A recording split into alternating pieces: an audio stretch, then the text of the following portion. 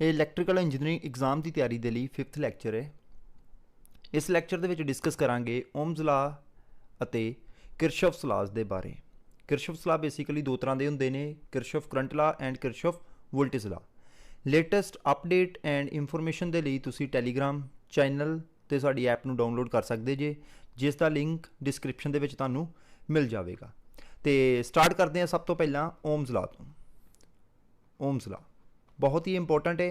देखो किसी भी सर्किट नू सॉल्व करने के लिए सानू बेसिक चीज़ों का पता होना बहुत जरूरी है। इस करके सब तो जो बेसिक सर्किट नू आपां सॉल्व कर सकते हैं वो कर सकते हैं with the help of Ohm's law. Basic जिहड़े न्यूमेरिकल्स होणगे जां सर्किट होणगे बिल्कुल बेसिक वो ओम्स ला तो होणगे।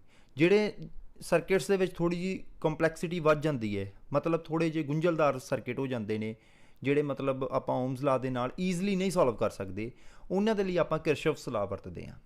ठीक है, किरशॉफ ला दा यूज़ करते हैं। किरशॉफ ला का यूज़ करने का मतलब ये होंदा है कि जिहड़ियां साड़ियां कैलकुलेशनस ने वो आसान हो जांदियां ने ते जिहड़ा सर्किट है वो ईजली सॉल्व हो जाता है। ठीक है, दैन थ्योरम्स आउंदियां ने, उस तो बाद की होंदियां थ्योरम्स। ठीक है, थ्योरम्स का काम भी ये होंदा है कि जिहड़ियां कैलकुलेशनस ने जां सर्किट नूं सॉल्व करने के लिए जो टैक्नीक आ वो थोड़ी जी फास्ट हो जाती है as comparatively Ohm's law and Kirchhoff law. इस करके ओम्स ला तो स्टार्ट करने का पर्पज़ यही होंदा है कि सानू कोई भी सर्किट सॉल्व करने के लिए जो बेसिक सर्किट आ जाए तो सानू पता होना चाहिए कि ओम्स ला नूं आपां किद्दां अप्लाई करके किद्दां असीं सर्किट नूं सॉल्व कर सकते हैं। मोस्ट ऑफ द स्टूडेंट्स की करते हैं कि वो ओम्स ला नूं प्रॉपरली नहीं समझ पाते, किरशॉफ ला नूं प्रॉपरली नहीं समझ पाते, तो सीधा थ्योरम्स दे विच थ्योरम्स नूं मतलब यूज़ करते हैं किसी भी नैटवर्क नूं जां फिर सर्किट नूं सॉल्व करने लिए, उत्थे उन्हां नूं दिक्कत आ जाती है। सो मेरी कोशिश होएगी कि आपां जिहड़े आउण वाले इस हफ्ते दे विच हर तरह का सर्किट आसानी दे नाल सॉल्व कर लईए, चाहे वो वोल्टेज सोर्स लगा हो जां फिर वो करंट सोर्स लगा हो जां जिन्ने मर्जी सोर्स लगे होण, कि तुसीं तुहानूं ओम्स ला अप्लाई करना आ जे सर्किट दे लई किद्दां आपां ओम्स ला नूं अप्लाई करके सर्किट नूं सॉल्व करना है, तुहानूं किरशॉफ ला अप्लाई करना आ जे कि कित्थे KVL लगना है कित्थे KCL लगना है। सो इसलिए मैं बार बार तुहानूं यही कहना वा कि अजे सिर्फ 5th लैक्चर है। ठीक है, 5th लैक्चर का मतलब कि कोई भी लैक्चर नूं स्किप ना करियो। किसी भी लैक्चर नूं स्किप ना करन दा एडवांटेज तुहानूं ये होएगा कि हर चीज़ पिछले लैक्चर दे नाल तुहानूं कोरिलेट करके तुसीं देखोगे तो तुहानूं उहदे विचों कुछ ना कुछ जो पिछले लैक्चर का मिलेगा। So first lecture, second lecture, third lecture, fourth lecture, तुसीं सारे लैक्चर्स नूं देखो। ठीक है, जो भी ये तुहानूं लगता है कि मतलब पॉइंट्स नोट कर लो क्योंकि सारे एक दूजे के रिलेटेड ही होने हैं। सो स्टार्ट करते हैं ओम्स ला तो। ओम्स ला बेसिकली रिलेशन हैगा है voltage V and I, current they which relation होंदा है। ठीक है, जिहड़ा ये रिलेशन फर्स्ट टाइम डिस्कवर किया। ठीक है, Ohm's law is a relation between या relationship between voltage and current. First time जिहड़ा ये रिलेशन डिस्कवर किया ये किया ही जर्मन का एक साइंटिस्ट ही। ठीक है, जर्मन साइंटिस्ट। ठीक है, उसका नाम सी जॉर्ज साइमन ओम। जॉर्ज साइमन ओम ने ये जिहड़ा वा फर्स्ट टाइम इनू डिस्कवर किया है कि इहदे विच करंट ते वोल्टेज दे विच रिलेशनशिप नूं। ठीक है, इसे करके इनू कहंदे ने ओम्स ला। ठीक है, साइंटिस्ट के नाम दे विच ओम ही, इस करके इनू कहंदे ने ओम्स ला, क्योंकि ये डिस्कवर किया गया सी जॉर्ज साइमन ओम के द्वारा। ठीक है, हुण गल करते हैं कि ये कहंदा की है, मतलब ये ला कहंदा की है। This law states that. ठीक है, एक ही कहता है this law states that the current flowing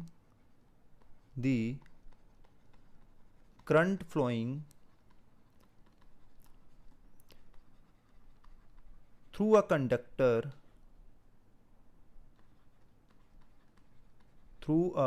conductor is directly proportional to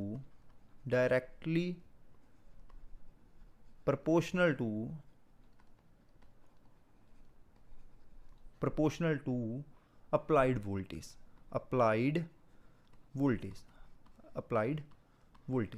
की कहता है कहता कि किसी भी कंडक्टर के विचों जिहड़ा करंट फ्लो करता है वो डायरैक्टली प्रोपोर्शनल होएगा जिन्नी वोल्टेज अप्लाई करते पे हैं, जिहड़ी वोल्टेज अप्लाई करते पे। जेकर वोल्टेज वधेगी, डायरैक्टली प्रोपोर्शनल का मतलब होंदा है एक चीज़ वधन दे नाल दूसरी चीज़ वधती है। डायरैक्टली प्रोपोर्शनल का की मतलब होंदा है कि एक चीज़ इनक्रीज़ होने दे नाल दूजी चीज़ भी इनक्रीज़ होएगी। इहदे विच की आ, एक वोल्टेज है तो एक करंट है। मतलब कि जेकर वोल्टेज वधेगी तो करंट भी वधेगा। Current is directly proportional to voltage.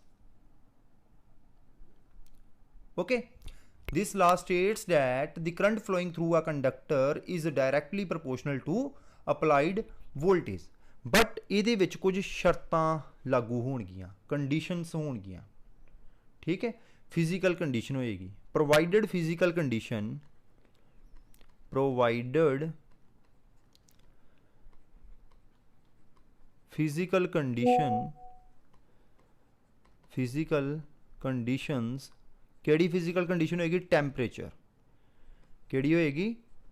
Temperature. ठीक है, temperature do not change, do not change मतलब की है टैंपरेचर चेंज नहीं होना चाहिए। जे टैंपरेचर चेंज होएगा तो करंट तो वोल्टेज के जिहड़े रिलेशन दे विच भी फर्क आएगा।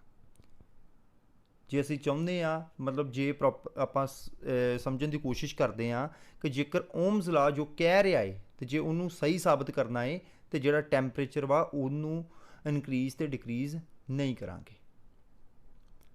हुण इत्थे तुहानूं मैं इसे करके कहना कि लैक्चर जिहड़े आ पुराने स्किप ना कीते जाण। हुण इहदे विच टैंपरेचर आ, टैंपरेचर दा तुहानूं लास्ट लैक्चर दे विच पता चलना सी कि टैंपरेचर का की इफैक्ट पैंदा है किसी मटीरीयल दे उत्ते।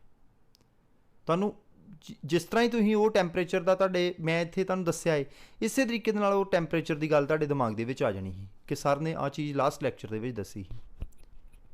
ओके, तो इत्थे मैं दस दिना वा कि जेकर आपां किसी कंडक्टर का टैंपरेचर इनक्रीज़ करांगे तो उहदी जिहड़ी रजिस्टेंस भी इनक्रीज़ हो जाएगी।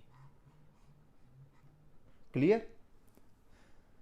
इस तरीके नाल उत्थे मैं सैमी कंडक्टर ते इंसुलेटर का भी दस्सिया होया है। इत्थे तुसीं ये समझ लो कि जे टैंपरेचर वधन दे नाल रजिस्टेंस भी इनक्रीज़ हुंदी है। ओके, कंडक्टर के जोड़े पैरामीटर्स होंगे वो चेंज हो जाएंगे। क्लीयर? ओके, हुण डायरैक्टली प्रोपोर्शनल आ, ये कोई ना कोई चीज़ कॉन्सटेंट होंदी है क्योंकि एक चीज़ वधदी पई आ। एक चीज़ वधन का मतलब की आ, सिंपली जेकर एक चीज़ वधेगी दूजी चीज़ भी वधेगी, बट कोई ना कोई चीज़ तो कॉन्सटेंट रहेगी ना। ठीक है ना, एक चीज़ वधन दे नाल दूसरी चीज़ वधदी पई है। क्लीयर? मैं कह रहा वां कि वोल्टेज वधन दे नाल करंट वधेगा तो वधेगा तो ये की है कुछ ना कुछ कॉन्सटेंट होएगा। ओके, उस कॉन्सटेंट नूं कहिंदे ने रजिस्टेंस आर। उन्होंने की कहते हैं? Resistance R. मतलब की आ कि जेकर आपां वी नूं इनक्रीज़ करांगे, आई इनक्रीज़ हो रहा है बट रजिस्टेंस जिहड़ी आ वो कॉन्सटेंट होएगी। इस करके की आ प्रोपोर्शनल का साइन आपां हटा दिता। क्लीयर? हुण समझते हैं कि जेकर 10 बाय इस तो पहला मैं तुहानूं एक होर इहदी दस देना चीज़, फिर आपां एग्जाम्पल दे नाल समझ लैंदे आ। ठीक है, जां इहनूं आपां इस तरीके नाल भी डिफाइन कर सकते हैं। ठीक है, उपर तुसीं देख लिया the ratio of potential difference V, the ratio of potential difference V between the ends of a conductor, between the ends of a conductor to the, to का मतलब होंदा to the, जिथे आ जाए तो मतलब कि बटे च आपां चीज़ लिखते पे हैं, to the current flowing through them is constant, through them is constant। ठीक है, यही मैं दस्या ना कि वी बाय आई की जी रेशो होएगी, रेशो ऑफ कहदी वी ते आई दी, वो की होएगी? कॉन्सटेंट होएगी। की होएगी कॉन्सटेंट होएगी। किस तरह होएगी, ये भी वही फिजिकल कंडीशन जी वो प्रोवाइड करनी है, मतलब इस डेफिनेशन भी किस तरह होएगी, एक साढ़े को कंडक्टर है, वो कोई ना कोई रजिस्टेंस आर है, ठीक है, तो दो पॉइंट ने ए तो बी, तो ये अक्रॉस आप रजिस्टेंस के अक्रॉस या कंडक्टर के अक्रॉस कोई वोल्टेज दी हुई है, क्लीयर, तो वो करंट आई फ्लो करता पाया है। वी तो आई की जी रेशो है, वी तो आई की रेशो जी आ वो कॉन्सटेंट होएगी, ठीक है। मतलब कि जे मान लो वोल्टेज हैगी 10 तो करंट है 5, तो वैल्यू कितनी रहेगी 2, ठीक है, 2 ओम, क्लीयर। तो जेकर आप वोल्टेज तो करंट दोनों डबल कर दें, डायरैक्टली प्रोपोर्शनल है ना, वोल्टेज तो करंट दोनों डबल हो गए, ठीक है, इन्हें 20 हो जाना है, तो इन्हें कितना हो जाना 10 हो जाना है, फिर भी ये कितना रहेगा 2, जे 3 टाइम्स कर दिए 15 वो हो जाना 30 डिवाइडेड बाय 15, तो कितना आ जाएगा 2 ओम। मतलब रजिस्टेंस नहीं चेंज हो रही, जेकर फिजिकल कंडीशनस आप चेंज नहीं करते तो जी ये कॉन्सटेंट वा रजिस्टेंस है वो चेंज नहीं होएगी, सिर्फ की आ वोल्टेज तो करंट चेंज हो रहा है। तो जोड़ा ग्राफ प्लॉट करा आप, जोड़ा ग्राफ प्लॉट करा, ये की है वी, ये की आ आई, तो ये की है साढ़े को आर, ये ओरिजिन तो स्टार्ट होएगा तो स्ट्रेट लाइन होएगा, ओके। इधरली साइड पर आप ले लिया आई, क्लीयर। तो जोड़ा ये जे आप स्लोप कढ़नी आ वो किदा कढ़ांगे टैन थीटा, ठीक है। जे स्लोप तो आप वैल्यू कैलकुलेट करनी है वो की आ जाएगी आर की वैल्यू कि इक्वल आ जाएगी टैन थीटा, क्लीयर। ये तो सी ओम्स ला। हुण ओम्स ला तुहानूं एप्लीकेशनस दसियां ने कि इनू आप सिंपल सर्किट सॉल्व करने के लिए यूज़ करते हैं। सपोज करो ये रजिस्टेंस है, ठीक है, ये वोल्टेज सोर्स है 10 वोल्ट आप दिता होया है, ठीक है, किसी सर्किट नूं, तो ये की आ ये जी वैल्यू है 3 ओम है, ठीक है, 4 ओम कर लो, 4 ओम है, ठीक है। तो 4 ओम का मतलब कि आप हुण करंट आई कैलकुलेट करना चाहुंदे हैं। हुण ये सानू आर की वैल्यू भी गिवन है, ठीक है, आई नू आप कैलकुलेट करना है, करंट आई नू कैलकुलेट करना है, ठीक है। आर की वैल्यू कितनी है 4, वी की वैल्यू कितनी है 10, तो I is equal to V by R, ठीक है। 10 डिवाइडेड बाय 4 साढ़े को कितना आ जाएगा 2.5 एम्पीयर। जेकर इदा के सिंपल सर्किट आ जान तो ओम्स ला लगा के आप करंट की वैल्यू कढ़ सकते हैं, रजिस्टेंस की वैल्यू कढ़ सकते हैं, तो वोल्टेज की वैल्यू कढ़ सकते हैं। मतलब सानू तिन्हों के विचों दो वैल्यू जिहड़ियां दित्तियां होणियां चाहिदियां ने,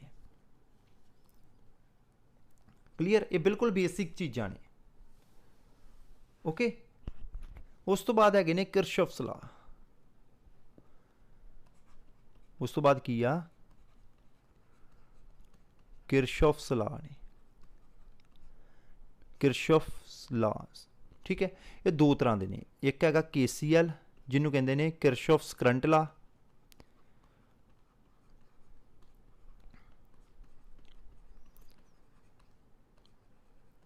ओके। एक है KVL जिन्हों कहते हैं किरचॉफ्स वोल्टेज लॉ। दोनों दियां अपनी एप्लीकेशनस ने, ठीक है। ये भी तुहानूं दसांगे कित्थे किहड़ा लॉ आप लगाउणा है, किरचॉफ वोल्टेज लॉ, ओके। तो स्टार्ट करते हैं आप किरचॉफ करंट लॉ तो KCL तो, ओके। KCL की कहता है कि कोई भी करंट जोड़ा वा या मतलब जो अलजैब्रिक सम होएगा करंट्स का अलजैब्रिक सम का मतलब कि आप सिंपली प्लस माइनस करना है, ठीक है। उस साइन मैं तुहानूं दस दांगा किद्दां आपां लैणे आ, सिंपली आप प्लस माइनस करना है, okay. This law states that the algebraic sum of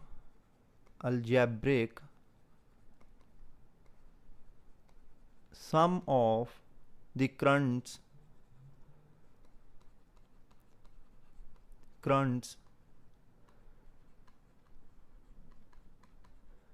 meeting at a point or junction, meeting at a point or junction in an electrical circuit, in an electrical circuit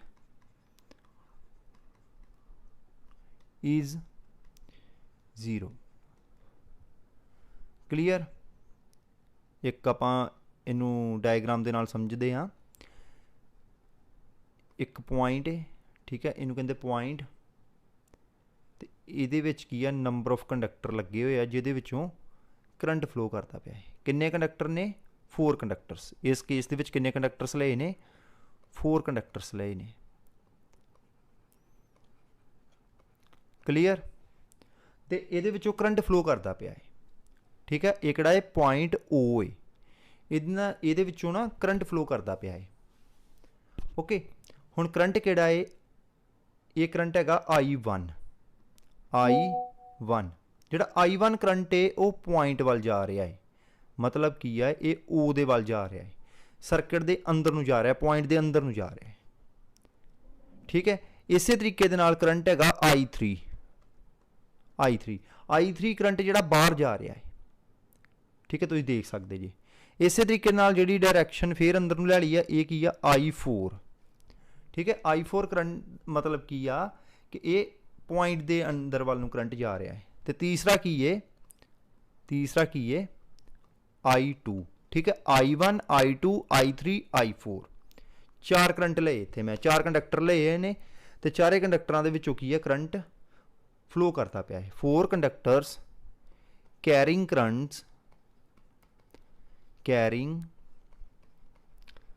currents I1 I2 I3 and I4, ਠੀਕ ਹੈ।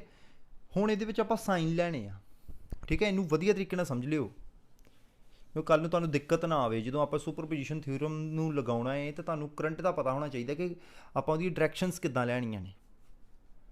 Okay, ਇਹ basic ਗੱਲਾਂ ਨੇ, actually ਕੀ ਆ ਕਿ ਜਦੋਂ ਆਪਾਂ basics ਨਹੀਂ ਸਮਝਦੇ ਤੇ ਸਿੱਧਾ ਆਪਾਂ ਥਿਊਰਮਸ ਨੂੰ ਜਾਂ ਵੱਡੇ ਵੱਡੇ ਕਨਸੈਪਟ ਨੂੰ ਕਰਨਾ ਸ਼ੁਰੂ ਕਰ ਦਿੰਦੇ, ਤੇ ਇਸੇ ਕਰਕੇ ਸਾਡਾ ਬੇਸ ਨਹੀਂ ਬਣਦਾ। ਬੇਸਿਕ ਨੂੰ ਸਮਝੋ, ਬੇਸ ਬਣਾਓ, ਫਿਰ ਤੁਸੀਂ ਕੁਝ ਵੀ ਸੋਲਵ ਕਰ ਸਕਦੇ ਜੀ।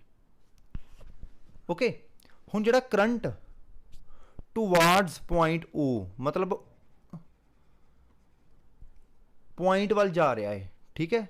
ਪੁਆਇੰਟ O, ਜਿਹੜਾ ਪੁਆਇੰਟ O ਵੱਲ ਜਾ ਰਿਹਾ ਹੈ current towards point O, flowing towards point O,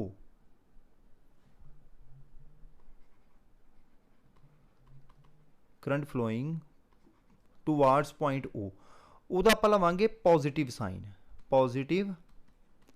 sign. Clear. ਜਿਹੜਾ ਕਰੰਟ ਅੰਦਰ ਨੂੰ ਆ ਰਿਹਾ ਹੈ, ਪੁਆਇੰਟ O ਵੱਲ ਆ ਰਿਹਾ ਹੈ, ਦੇਖੋ ਆ ਪੁਆਇੰਟ O ਵੱਲ ਆ ਰਿਹਾ ਨਾ, ਇਹਨੂੰ ਲਵਾਂਗੇ ਪੋਜ਼ਿਟਿਵ ਸਾਈਨ। ਇਹਦਾ ਕੀ ਲੱਗੇਗਾ? ਇਹਦਾ ਲਵਾਂਗੇ ਪੋਜ਼ਿਟਿਵ ਸਾਈਨ, ਠੀਕ ਹੈ। ਸੈਕਿੰਡ, ਜਿਹੜਾ ਕਰੰਟ ਪੁਆਇੰਟ O ਤੋਂ ਦੂਰ ਜਾ ਰਿਹਾ ਹੈ, ਠੀਕ ਹੈ, ਫਲੋਇੰਗ ਅਵੇ from the point O, current flowing away from the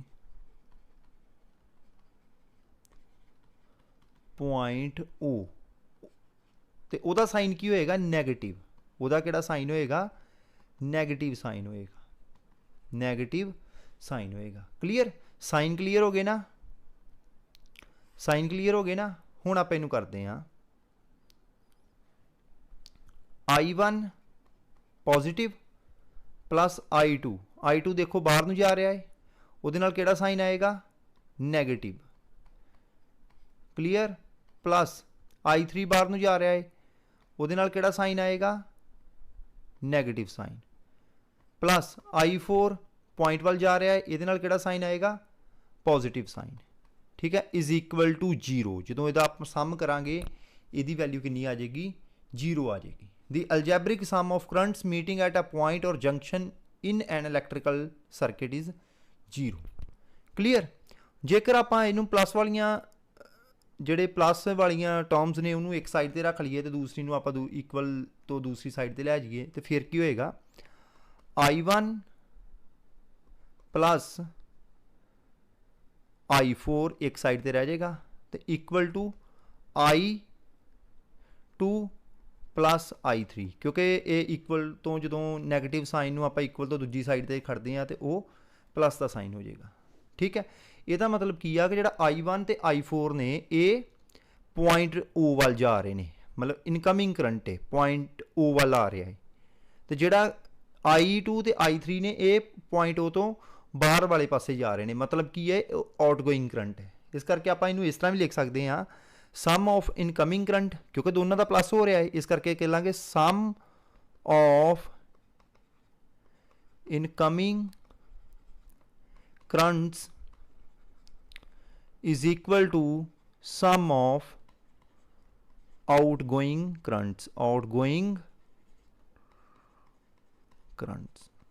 clear okay ठीक है हुण KCL का एक होर नाम है this law is known as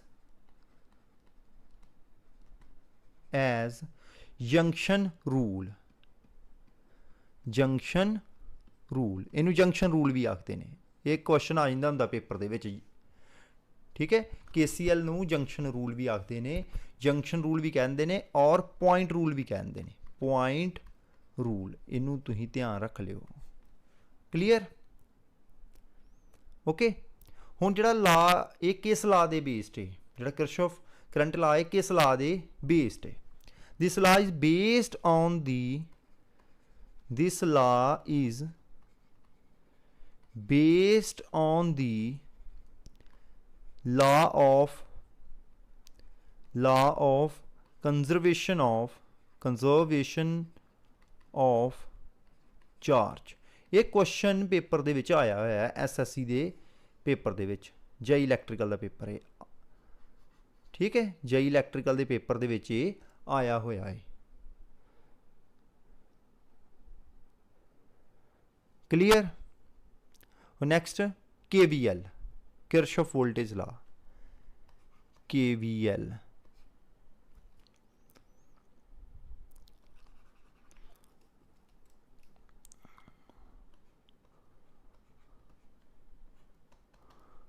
okay हुण ये की स्टेट करता है this law states that in any close circuit or mesh in any closed circuit or mesh the algebraic sum of all the electromotive forces EMF जिन्हों कहते हैं electromotive forces ठीक है ਜਾਂ वोल्टेजेस कह दिए इनू ठीक है वोल्टेजेस भी लिख सकते आप एंड वोल्टेज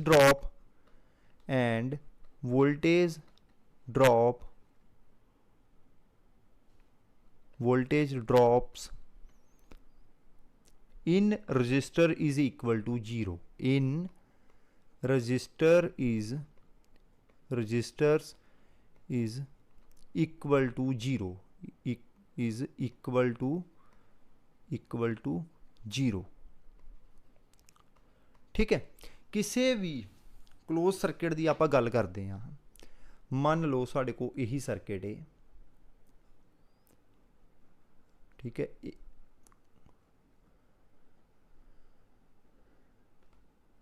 एक सर्किट है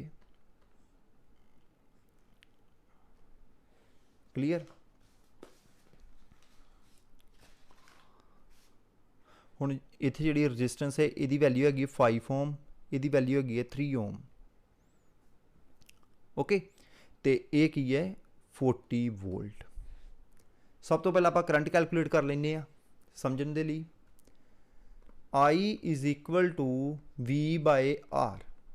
V की है 40 ते I की है 5 + 3 8। क्लीयर? ये कितना आ गया 5 एम्पीयर। ठीक है, जिहड़ा करंट ये फ्लो करता पाया I उहदी वैल्यू कितनी है 5 एम्पीयर।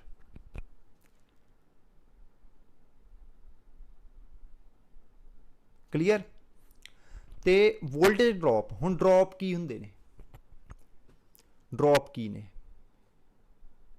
ड्रॉप हुंदे आ V is equal to I into R। जो करंट नूं आपां रजिस्टेंस दे नाल मल्टीप्लाई कराउंदे आ ते ओह की बनदा है वोल्टेज ड्रॉप।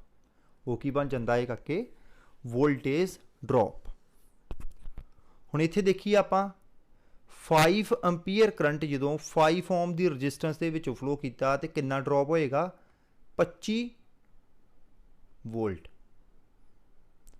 ठीक है, ड्रॉप करना आ गया ना।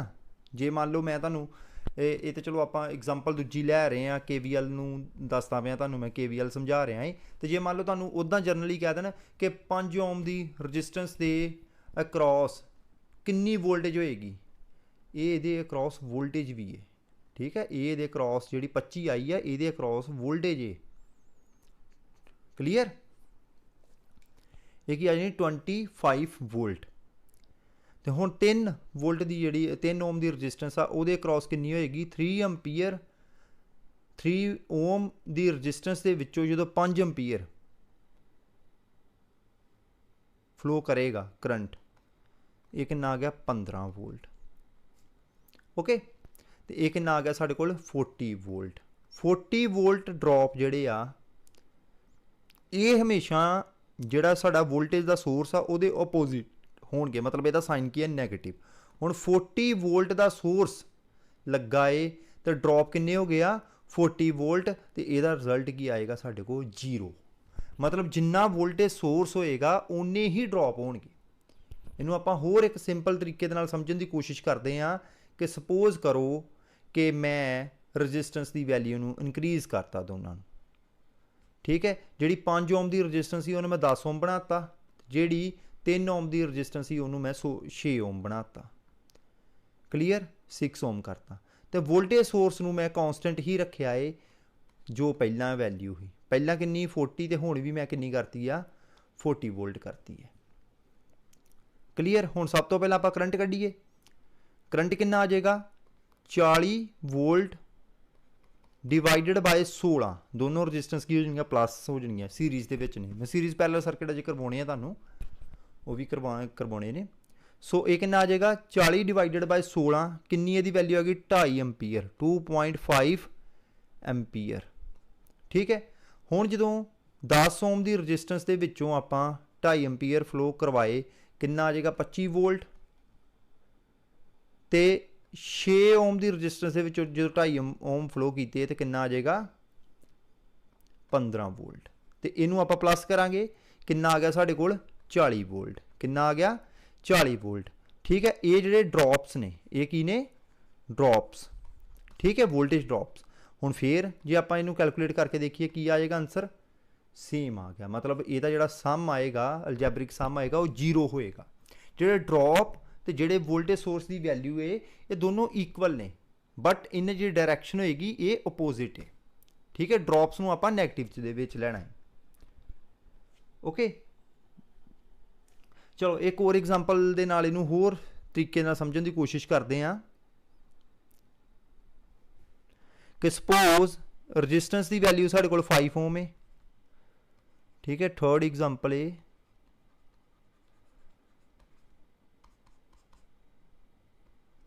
ठीक है, तो यदी वैल्यू 3 ओम है। ठीक है, हुण आपां वोल्टेज सोर्स नूं करता है 20 वोल्ट। कितना करता है 20 वोल्ट। तो आई की वैल्यू कैलकुलेट करिए, I is equal to 20 divided by 8 कितना आ जाएगा 2.5 एम्पीयर। हुण ड्रॉप्स कढ़िए, ड्रॉप्स किन्ने आ जाएंगे 5 इंटू 2.5, 5 की है 5 ohm multiply by 2.5 is equal to कितना आ जाएगा 12.5 वोल्ट। ठीक है, तो 3 गुणा 2.5 कितना आ गया साढ़े कोल 7.5 वोल्ट। कितना टोटल हो गया 20। फिर जे देखा जाए दोनों एक दूजे के इक्वल आ गए ने। क्लीयर, ये सी साडा किरचॉफ वोल्टेज ला। की सी किरचॉफ वोल्टेज ला। इनू हुण वधिया तरीके नाल कर लिओ, इहदे नाल ही वेखिओ अगे तुहानूं कई चीज़ां का पता चलेगा। क्लीयर, अजे साइनस बारे मैं तुहानूं दसांगा कि साइन कन्वेंशनस बारे आपां साइन किद्दां लैणे आ। मान लो ये 2 सोर्स लगे होण जां 3 सोर्स लगे होण, वो भी तुसीं ईजली सॉल्व कर सकते जे। वो भी तुहानूं मैं प्रॉपरली उहदे बारे भी दस दांगा। क्लीयर, हुण जिहड़ा साडा KVL है, KVL is also known as loop rule. ठीक है, इनू लूप रूल भी आखते हैं। ठीक है, उस तो बाद की आ this law is based on the law of conservation of energy. ठीक है, इस ला दे बेस्ड ये क्वेश्चन आए हुए आ, इस करके इनू वधिया तरीके दे नाल समझ लिओ। तो एक चीज़ होर, जिहड़ा KVL वा हमेशा क्लोज सर्किट ते लगदा है। ठीक है, जे सर्किट क्लोज होएगा उत्थे आपां इनू अपलाई करांगे। तो इस ला नूं लगा के बहुत सारे जिहड़े आ KVL ते KCL लगा के बहुत सारियां मतलब आपां सर्किट नूं सॉल्व कर सकते हैं। ठीक है, इहदियां तुहानूं वर्कशीट्स भी प्रोवाइड कर दांगा, ते नाल दी नाल इहदे तुहानूं मैं नोट्स भी दे दांगा। Okay, clear, okay.